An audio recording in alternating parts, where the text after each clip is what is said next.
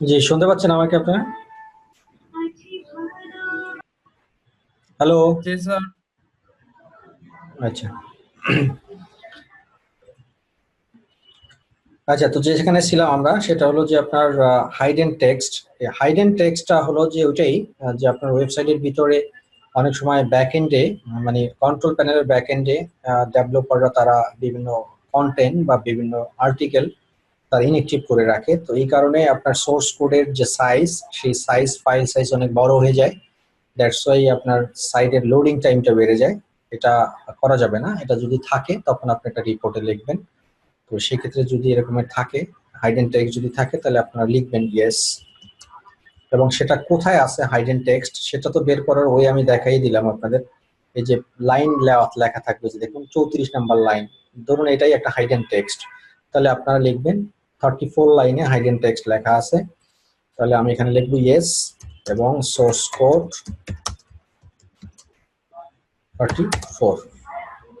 হ্যাঁ, এভাবে লিখবেন যদি হাইডেন টেক্সট থাকে। আর যদি না থাকে তাহলে অবশ্যই এটা মুছে দিয়ে নো। আচ্ছা, এরপর হলো আপনার excessive keyword repeats. Excessive keyword রিপিটসটা হলো যে আমি একটু আগে আপনাদের কিওয়ার্ডস টু টেক্সট রেশিও যেটা আমি বলছিলাম যে এটা ব্যালেন্সড, ঠিক ঠিক তেমনি মানে বেসিক্যালি আপনাদের যে থিওরিটিক্যাল ক্লাসে যেমন কিওয়ার্ড ডেনসিটি এবং প্রক্সিমিটি যে কথাটা বলা হয়েছিল, সেই জিনিসটাই দুটো এখানে জিনিস। একটা হলো কিওয়ার্ড টু টেক্সট রেশিও, আর একটা হলো এক্সেসিভ কিওয়ার্ড রিপিটস। মানে হলো একই কিওয়ার্ড কয়বার রিপিট করা হয়েছে এবং সেটা রিপিটেড কিওয়ার্ড আছে কি নাই, সেই জিনিসটাই হলো এক্সেসিভ কিওয়ার্ড রিপিটস। যদি থাকে তাহলে লিখবেন ইয়েস, অবশ্যই আছে। যেমন আমি আমার সাইটের কথা যদি চিন্তা করি, তাহলে সিপিএ মার্কেটিং অনেকবার ইউজ করা হয়েছে, হ্যাঁ আছে, তার মানে এটা আমার ইয়েস হবে। তাহলে আমি এটা কি লিখবো? ইয়েস। আচ্ছা, এরপরে আসেন জাভাস্ক্রিপ্ট ইউজেস। জাভাস্ক্রিপ্ট এবং সিএসএস ইউজেস। জাভাস্ক্রিপ্ট ইউজেস মানে কি? জাভাস্ক্রিপ্ট ইউজেস মানে হলো যে আপনার এই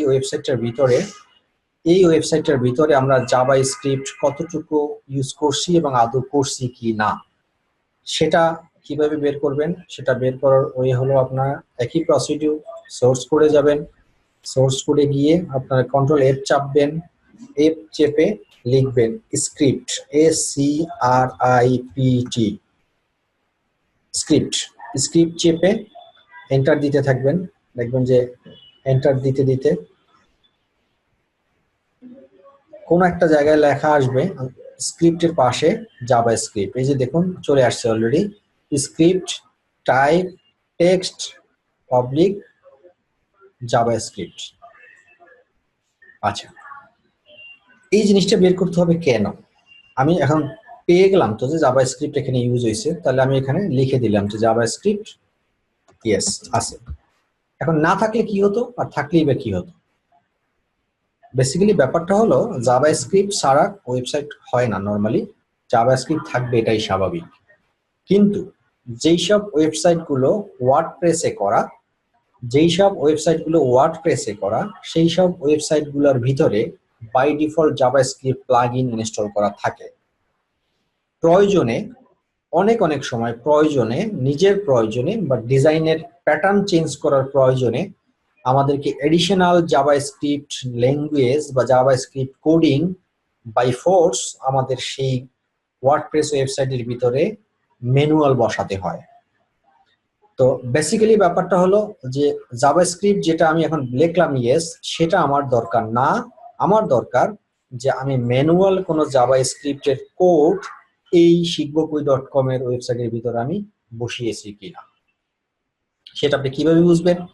সেটা বোঝার উপায় হলো একটু টেকনিক্যাল বিষয়, বোঝাটা অনেক টাফ, তারপরও আইডিয়া দিলে বুঝবেন। দেখেন এখানে খেয়াল করেন আপনাদের যে JavaScript type equal to text public JavaScript.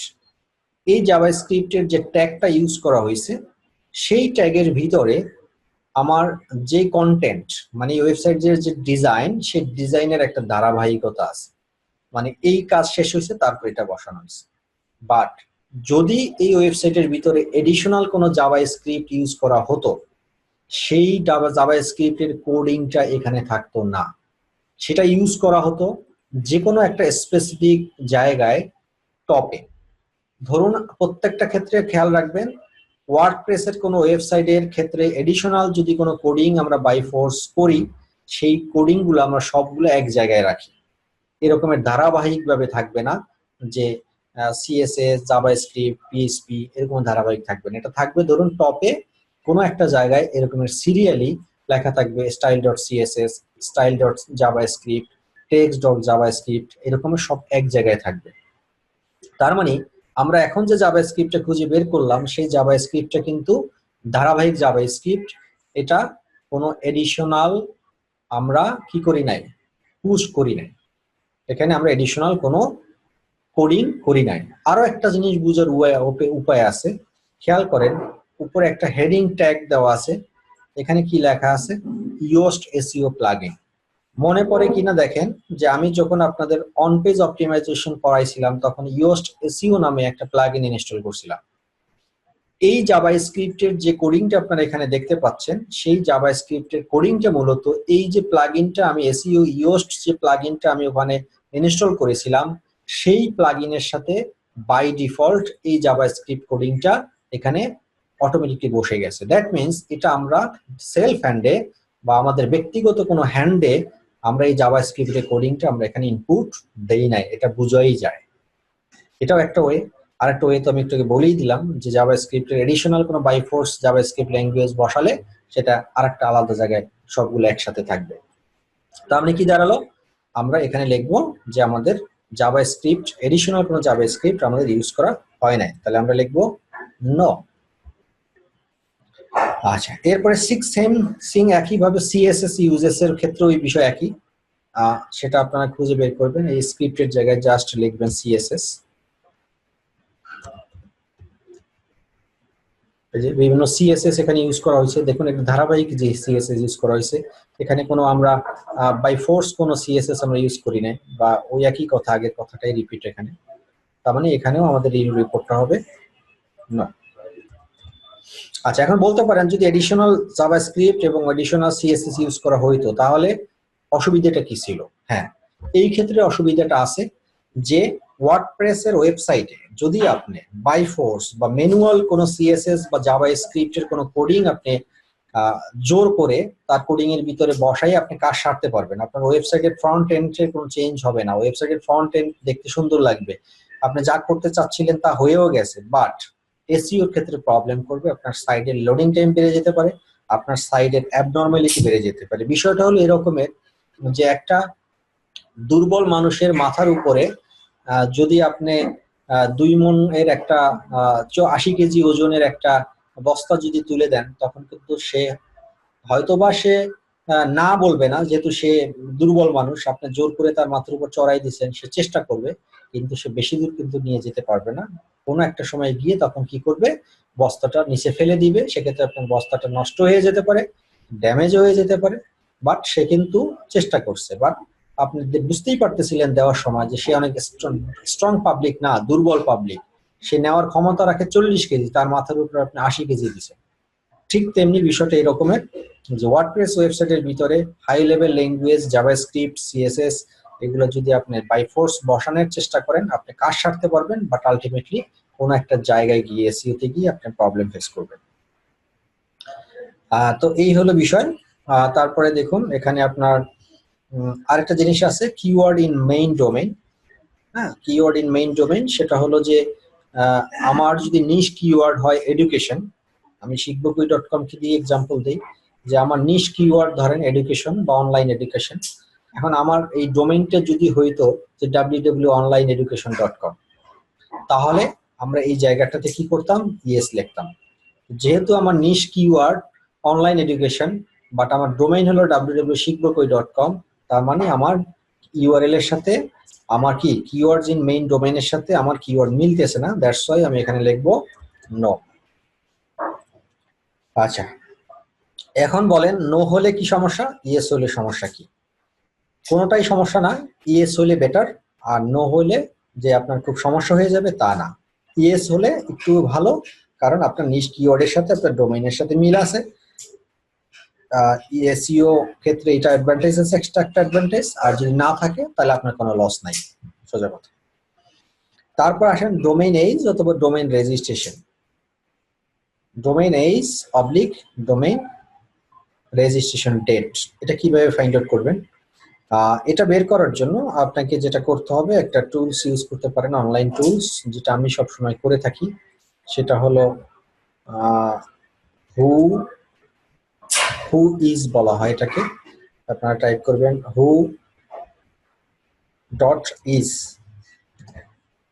Is দিয়ে সার্চ দিলে চলে আসবে আপনার এখানে।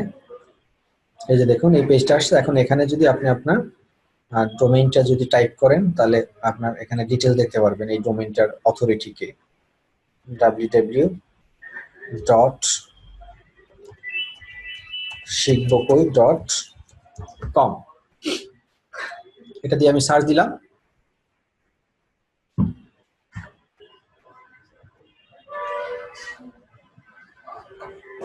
সার্চ দেওয়ার পরে দেখুন এক্সপায়ার্স অন, এই ডোমেইনটা এক্সপায়ার হবে 17/7/2019 সালে। আর রেজিস্টার্ড অন 17/7/2017, 2017 সালে এই ডোমেইনটা রেজিস্ট্রেশন করা হয়েছে। তাহলে আমরা এটা এখান থেকে কপি করব, কপি করে আমরা এই জায়গাটাতে পেস্ট করে দেব। এখন বলতে পারেন এটা কেন? যেই ডোমেইনের যত এইজ বেশি হবে ততই ভালো। ধরেন আপনি একটা ডোমেইন রেজিস্ট্রেশন করলেন 1 মাস আগে, সেই ডোমেইনটা আপনি এসইও করতেছেন, যে রেজাল্ট পাবেন আর 1 বছর আগের একটা ডোমেইনকে যদি আপনি এসইও করেন তার চেয়ে দ্বিগুণ রেজাল্ট পাবেন। কারণ গুগল একটা নিউবর্ন একটা ডোমেইনকে ক্রাউল করতে সে অনেক রেস্ট্রিকশন বসাই দেয়, অনেক ধরনের ডেটা ক্রাইটেরিয়া বসায়, সেগুলো রিভিউজ করে বেশি বেশি। আর একটা ওল্ড ডোমেইনকে যখন দেখে যে ডোমেইনের বয়স অনেক বেশি, তখন স্বাভাবিকভাবে সে ট্রাস্টেড হিসেবেই ডোমেইনটাকে কাউন্ট করে নেয়।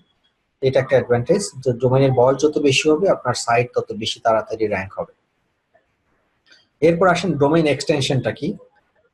ডোমেইন এক্সটেনশনটা হলো যে আপনার .com, আপনার ডোমেইনটা কি .com না .info না .org না আপনার নেট, এই টাইপের যেটা, সেটাকে এক্সটেনশন বলে। আবার অনেক সময় ডোমেইন থাকে .com .bd থাকে, সেটা হতে পারে। তাহলে আমাদের শিখবকই.com ডোমেইনের এক্সটেনশন হলো .com, তাহলে আমরা .com লিখি। এখন বলতে পারেন কোন ডোমেইন ফার্স্ট লেভেল 7 ভালো? অবশ্যই ডোমেইনের মধ্যে .com .info .org .net এই 4টা ডোমেইন সবচেয়ে লেভেল 1 ডোমেইন, 1 নম্বর ক্রাইটেরিয়া ডোমেইন। আর এই ডোমেইনের সাথে .com .bd যদি থাকতো তাহলে সেই ডোমেইনটা ভালো ডোমেইন না। এসইওর জন্য এই ডোমেইন ইজ নট গুড। এসইওর জন্য ডোমেইন .com .net .info এই টাইপসের ডোমেইন যদি হয়, that is the easiest for you to rank that particular website. আচ্ছা, এরপর আসেন হোস্টেড ডোমেইন লোকেশন, মানে আপনার এই ডোমেইনটা কোথায় হোস্টিং করা হয়েছে সেটা কিভাবে বের করবেন? সেটা বের করার উপায় হলো আপনার এটার জন্য আপনি একটা অনলাইন টুল ইউজ করবেন, সেটার নাম হলো iplocation.net।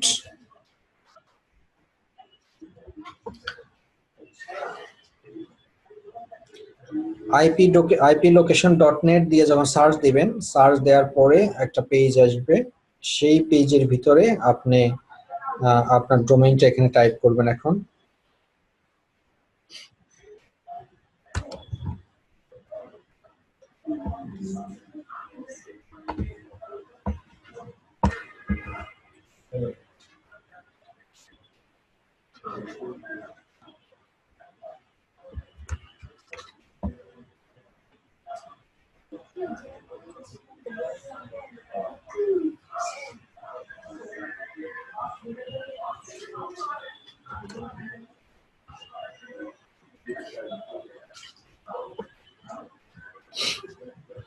একটু প্রবলেম করতেছে।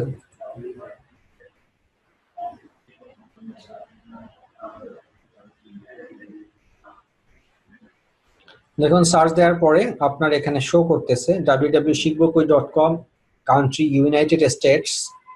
আমার হোস্টেড লোকেশন হলো ইউনাইটেড স্টেটের সার্ভারে। এবং সিটি কোথায়?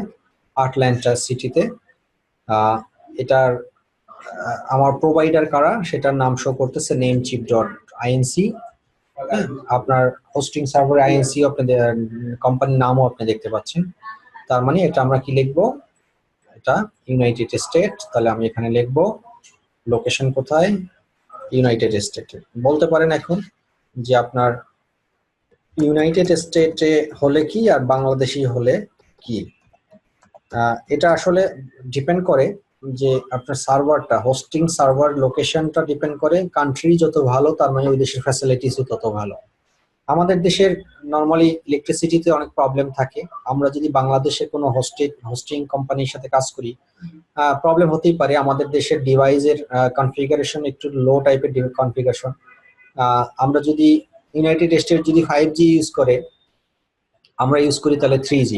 তারা যদি ইউজ করবে 7G, তখন আমরা ইউজ করতে পারবো 4G। তো এই যে টেকনোলজিক্যাল যে স্পিডের যে একটা ব্যাপার বা বৈষম্য বা টেকনোলজিক্যাল যে তারা ফাস্ট, সেই দিক থেকে কিন্তু অবশ্যই চিন্তা করতে হবে যে আমার ইউনাইটেড স্টেটের একটা সার্ভারে যদি আমার ডোমেইনটাকে হোস্টিং করা থাকে, তাহলে অবশ্যই আমি আমার সার্ভিসটা বেটার পাবো বাংলাদেশের থেকে। কারণ বাংলাদেশের অনেক পারিপার্শ্বিকতা আছে। এটা ছোট করার ব্যাপার না যে বাংলাদেশকে আমি ছোট করে বলতেছি।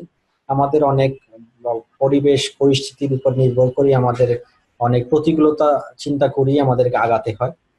তো সেই ক্ষেত্রে যে নিরবিচ্ছিন্ন যে সার্ভিস পাওয়ার ব্যাপারে যে অ্যাসিউরিটি, সেটা অবশ্যই আমি বাংলাদেশের থেকে বেশি আমি কোথায় পাবো? ইউনাইটেড স্টেটে পাবো। এরপর হলো keywords in URL. Keywords in ইউআরএলটা হলো যে আপনার সিম্পলি দেখুন এখানে আর একটা কথা একটু আগে লেখা ছিল যে কিওয়ার্ডস ইন মেইন ডোমেন, আর এখানে হলো কিওয়ার্ডস ইন ইউআরএল। হ্যাঁ, কিওয়ার্ডস ইন ইউআরএল মানে কি হলো যে আমি যে একটু আগে যে টুলসটা ইউজ করছিলাম, এই যে টুলস, এই টুলসের ভিতরে দেখুন অনেক পার্মালিঙ্ক আছে। আমার অনেক পার্মালিঙ্ক বা সাব লিঙ্ক আমরা এখানে ইউজ করছি। সেই লিঙ্কের ভিতরে আদৌ আমাদের কোনো কিওয়ার্ড বসানো আছে কি নাই? অবশ্যই আছে। এটা নিঃসন্দেহে বোঝাই যায় যে অবশ্যই আছে। তো যদি থাকে তাহলে আপনারা ওই জিনিসটাই এখানে লিখবেন যে ইয়েস আছে। That is the things. So first part এতটুকুই। এভাবেই আপনাদেরকে রিপোর্টটা বের করতে হবে। আজকের ফার্স্ট পার্ট পর্যন্তই থাকবে। আরো অনেকগুলা রিপোর্ট বের করতে হবে আমাদেরকে রিপোর্টিং করার জন্য। অনেকগুলা রিপোর্ট আছে।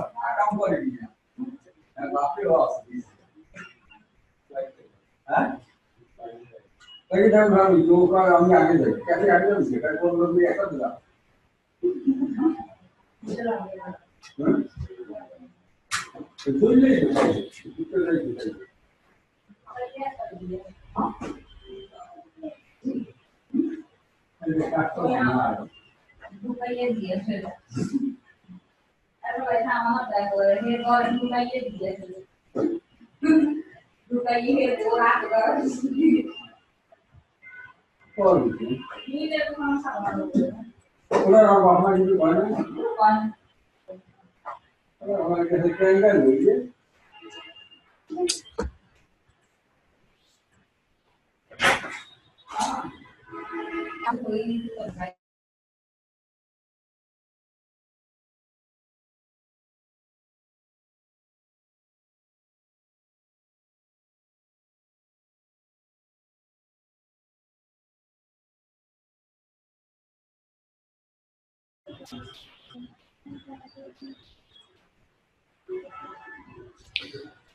আচ্ছা, তো ফার্স্ট পার্ট এখানেই। আর অনেক দেখেন রিপোর্ট আছে, এগুলো আমরা বের করব আগামী ক্লাসে ইনশাল্লাহ। তো এতটুকুই। আপনার এতটুকুই বুঝতে কোনো সমস্যা হইলে আমাকে বলেন, কোশ্চেন করতে পারেন, এখন আপনারা করতে পারবেন।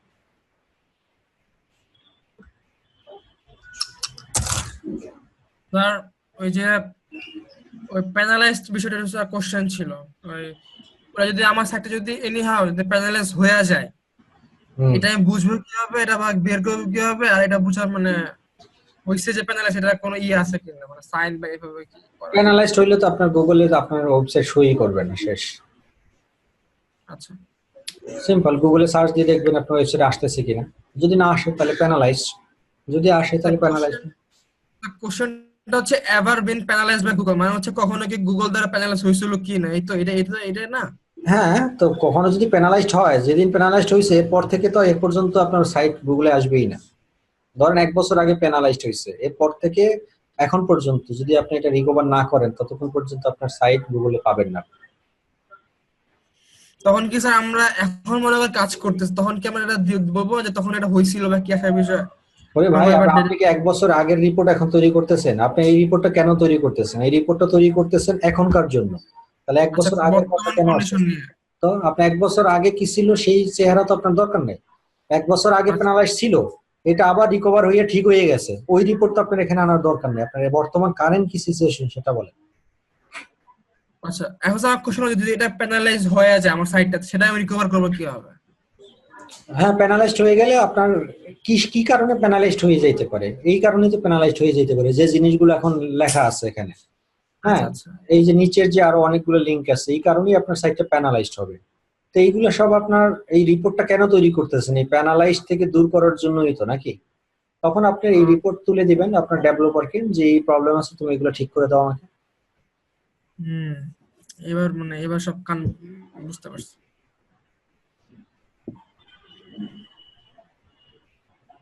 আর কোনো কোশ্চেন?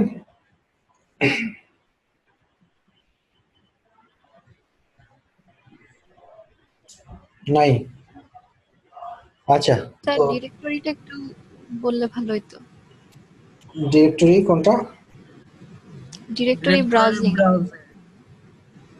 আচ্ছা, ডিরেক্টরি ব্রাউজিংটা হলো যে আপনার আমাদের ওয়েবসাইটের ভিতরে আমরা কি কি প্লাগইন ইউজ করছি, কোথায় ইউজ করছি, সেটার একটা ডিরেক্টরি তৈরি করা থাকে। মানে এটা মানে প্রত্যেকটা ওয়েবসাইটের বাই ডিফল্ট এটা তৈরি হয়।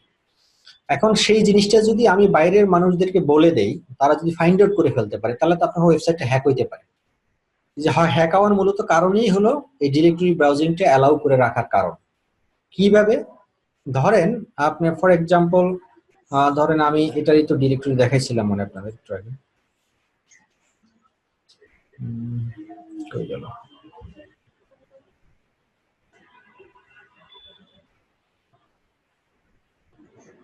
আচ্ছা, এই সোর্স কোডের কথাই চিন্তা করেন। সোর্স কোডে আসার পরে আপনাদেরকে টাইপ করতে হবে কি সিএসএস। এই যে সিএসএস এর এই লিংকটা, এটা ওপেন করলাম।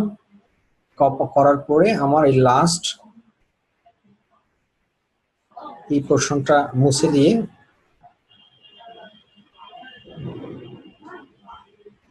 এন্টার দিলাম। দেখুন এই যে আমার ডিরেক্টরি আসছে। এখন আমি এই যে সিএসএস এটা যদি আমি ক্লিক করি না, দেখেন আমার কিন্তু এখানে আমি কি সিএসএস ইউজ করছি সেটা কিন্তু সে দেখতে পাচ্ছে। এখন সে যদি এটা দেখতে পায়, সে কি কিছু করতে পারবে? আমার পারবে না, কারণ এই সিএসএস তার চেঞ্জ করার ক্ষমতাও তার নাই, আর সে এখানে কোনো কোডিং চেঞ্জ করার ক্ষমতা তার নাই। বাট যদি বিষয়টা এরকমের হতো যে এখানে আপনার একটা প্লাগইনই নাম দেওয়া আছে, যেই প্লাগইনটা এখানে ইউজ করা হয়েছে, এবং সেই প্লাগইন ঢুকলে সেই প্লাগইনটা কোত্থেকে ইনস্টল করা হয়েছে এবং সেখানে ডিরেক্টরি কি এখানে লাইন দেওয়া লেখা থাকতো। এইটা যখন হ্যাকাররা ওই ক্লুটা যখন পায়, ওই ক্লু ধরে ওই প্লাগইন সে ইনস্টল করে, ওখান থেকে আপনার সাইটকে হ্যাক করার জন্য সে ওই পথ দিয়ে আগাবে। তো এই জিনিসটা যখন যদি এটা অ্যালাউ করা না থাকে, যেমন আমারটা নাই, আপনি দেখতে পাচ্ছেন না যে আমি কি কি প্লাগইন এই সফটওয়্যার ইনস্টল করছি, তার মানে আপনি কিছু করতে পারতেছেন না। আর যদি আমার সব প্লাগইন গুলো এখানে ওয়ান বাই দেওয়া থাকতো, তার মানে ডিরেক্টরিটা হলো অ্যালাউ করা থাকা যাবে না। যদি যায় থাকে তাহলে এখানে সব শো করতো। যেহেতু আমারটা ডিসঅ্যালাউ করা, সেহেতু আপনারা এখন দেখতে পাচ্ছেন এখানে যে ডিরেক্টরি আছে কিনা। এটাই হলো আপনার এই যে ডিরেক্টরি ব্রাউজিংটা কখনোই অ্যালাউ করা থাকবে না ওয়ার্ডপ্রেস ওয়েবসাইটের ক্ষেত্রে। যদি অ্যালাউ করা থাকে তাহলে আমার ওয়েবসাইটের ভিতরে কি কি প্লাগইন কি কি টুলস ইউজ করা হয়েছে সেগুলা সাধারণ জনগণ পাবলিকলি দেখতে পাবে, যারা একটু এক্সপার্ট আর কি এভাবেই দেখবে আর কি। এই তো এটা না থাকা ভালো, আর যদি থাকে অ্যালাউ করা তাহলে খারাপ। তাহলে সেটাকে আপনাকে, আচ্ছা এখানে রিপোর্টিং এর ক্ষেত্রে আরেকটা জিনিস মাথায় রাখবেন, যেমন এটা যদি এখন ইয়েস হইতো না, ধরেন অ্যালাউ করা আছে, আপনার এটাকে রেড মার্ক করে দিবেন, একদম হাইলাইট রেড মার্ক করে দিবেন যে এগুলো অবশ্যই তোমাকে চেঞ্জ করতে হবে। এই কাজটাই মূলত আপনাকে করতে বলবে আপনার বায়ার। এই কারণেই আপনাকে পয়সা দিবে, আননেসেসারি এমনি কোনো দুষ্টমি করার জন্য কিন্তু বিষয়টা এরকম না। হ্যাঁ, এই যে টুকটাক যে বিষয়গুলো আপনি স্ট্রংলি তাকে ফাইন্ড আউট করে দিতেছেন, এটা কিন্তু তার অনেক উপকারে আসতেছে। তো এই ক্ষেত্রে আপনারা এখানে এটাকে স্ট্রংলি আপনারা এখানে হাইলাইটেড করে দিবেন রেড কালার দিয়ে, যেটা তোমাকে করে দিবে। এই যে টু ডু, এখানে টু ডু লিস্ট দিয়ে দিবেন, আবার লিখে দিবেন যে has to be directory disallow, এভাবে টু ডু লিস্ট দিয়ে দিবেন। তারপরে ধরেন এই যে এখানে আরো যেগুলো আপনার যেমন 3 লেভেল, এটা যদি 5 বা 6 লেভেল স্ট্রাকচার হতো সেক্ষেত্রে এখানে লিখে দিতেন যে has to be 4 to 5 level structure, এভাবেই করে দিবেন। এই রিপোর্টটা কাকে দিচ্ছেন আপনি? এই রিপোর্টটা দিচ্ছেন আপনার বায়ারকে। আপনার বায়ার এই রিপোর্ট আবার পাঠাইবে যে এই ব্যক্তির এই ওয়েবসাইটে শিক্ষক.com এর এসইও যে করছে তার কাছে, বলবে যে তোমার এই কাজগুলো এখনো বাকি আছে, তুমি এগুলো আমাকে করে দাও। অথবা তার ওয়েব ডেভেলপারকে বলবে যে এই কাজগুলো বাকি আছে, এগুলো ঠিক করে দাও। এই আপনি এখানে রয়েছে স্পেশালিস্ট, আপনি একজন এক্সপার্ট। আপনি তাকে প্রেসক্রাইব করতেছেন যে এই প্রবলেম আমি পাইছি তোমার ওয়েবসাইটের ভিতরে, তুমি যাদেরকে দিয়ে কাজ করাইছো তাদেরকে পাঠাও, তাদেরকে এটা বলো ঠিক করে দিতে। আর কোনো question?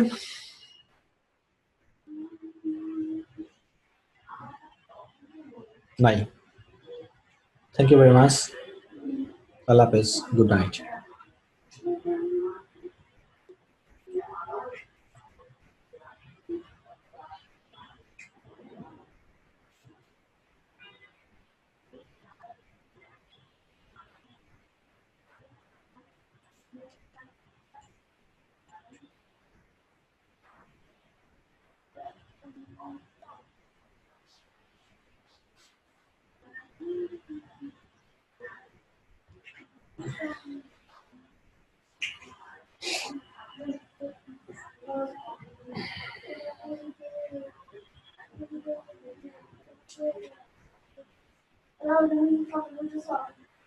What are you doing? Why you are doing this?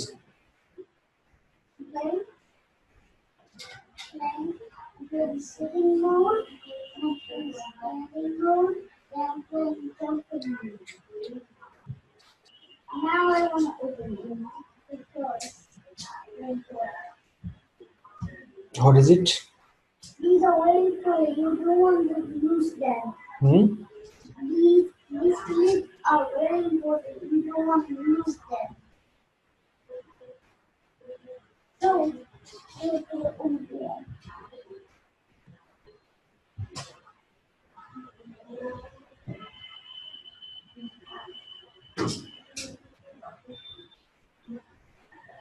She found another one. I'm feeling sleepy, man. Huh? I'm tired. I'm feeling sleepy. Yeah. Hold on.